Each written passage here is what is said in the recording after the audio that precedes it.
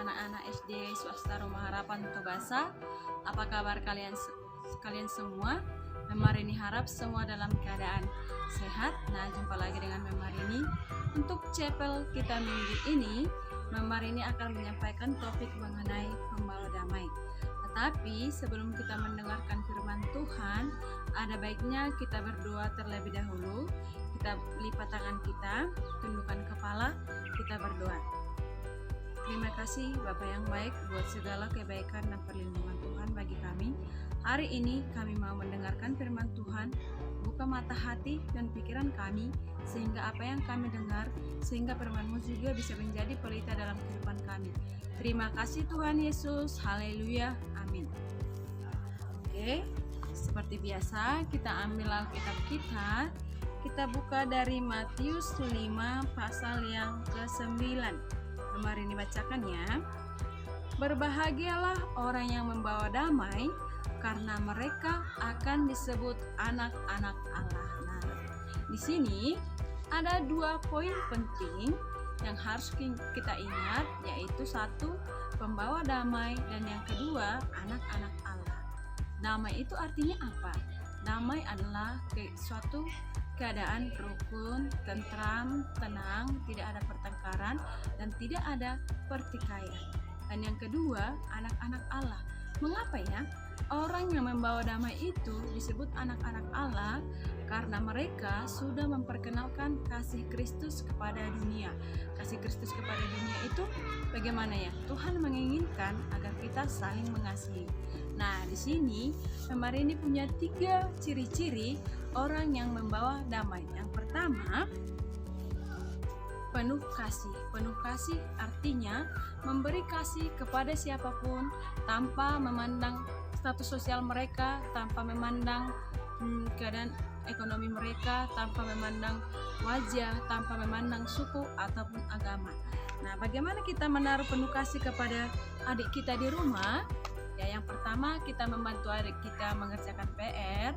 Bagaimana kita menunjukkan kasih kepada orang tua kita?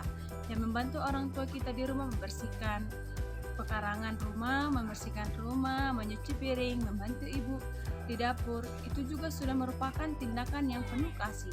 Dan yang kedua adalah sabar. Bagaimana kita menunjukkan rasa sabar kita? Tidak mudah marah, tidak mudah tersinggung, mampu mengendalikan diri, mampu mengendalikan emosi kita.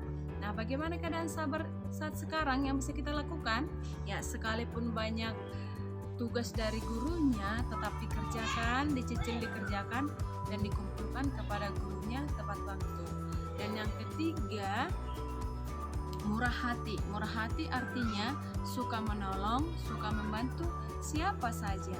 Nah, dengan cara yang ketiga tadi, ciri-ciri yang ketiga tadi, kamu sudah termasuk anak-anak yang pembawa damai. Yang pertama itu penuh kasih, kedua sabar, yang ketiga rendah hati.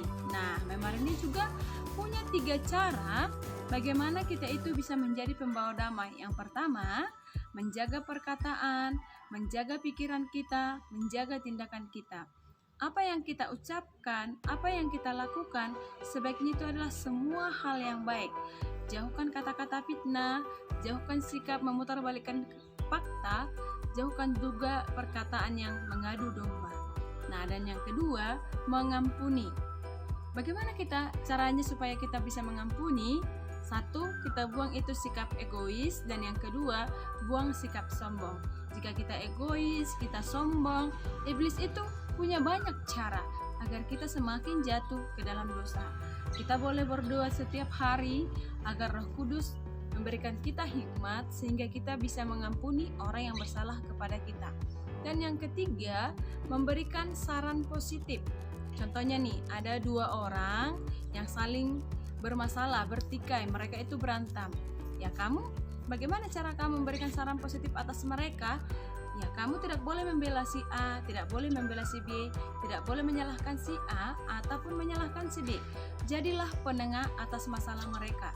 Cara yang paling penting adalah kamu memberikan jalan agar masalah itu cepat diselesaikan. Artinya, kamu tidak boleh berat sebelah, kamu tidak boleh membela siapapun. Nah, dengan demikian kamu sudah menjadi lilin yang memancarkan cahayanya.